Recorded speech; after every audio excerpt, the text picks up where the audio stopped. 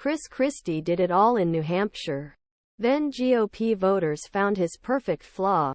Show title Hide title Chris Christie visits Israeli communities devastated by Hamas attacks. Chris Christie visits areas of Israel under attack by Hamas militants, saying he supports Israel's rejection of the ceasefire in Gaza. MERRIMACK. Greg Weiner's top priority this presidential election season is to find a candidate who does enliven an alternate reality. And so far, he believes former New Jersey Gov. Chris Christie, 54, is the only Republican candidate who fits the bill. He says Christie is the only challenger with the courage to challenge former President Donald Trump. Other Republican candidates are hiding behind him.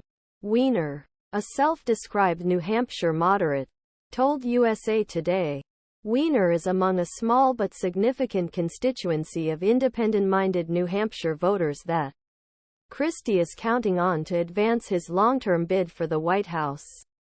Since announcing his candidacy June, former governor has campaigned almost exclusively in Granite State. He has cast himself as leading anti-Trump voice race, courting voters like Weiner who are dissatisfied with direction of Republican Party. But with just 2 months until the state's first primary, Christie's strategy has so far failed to inspire runaway support in the field. Polls released last week showed the former New Jersey governor trailing former South Carolina Gov. Nikki Haley by at least 6 points and 28 points behind Trump in New Hampshire, even though he has spent more time in the Granite State than either of them. GOP strategists have come to view Christie's attacks on Trump as at least part of the problem, the X factor that both attracts voters and prevents him from garnering broader support. Hitting the ceiling when Christie announced his 2024 presidential bid, he immediately described his candidacy as anti-Trump, going so far as to call the former president a lonely, self-consuming, self-serving mirror hog. Charlie Bass, a former U.S. congressman from New Hampshire's 2nd District, said this approach quickly distinguished Christie from other candidates and allowed him to early consolidate a broad coalition of voters that his rivals could not reach. I call them soft Republicans.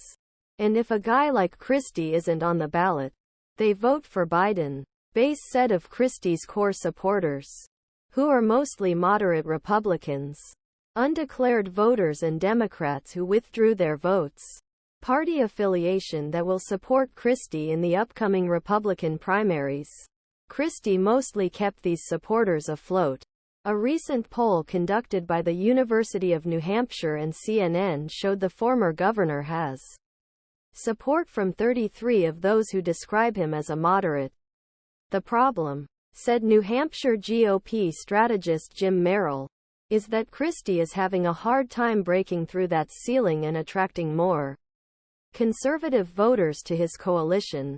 I think the challenge for H.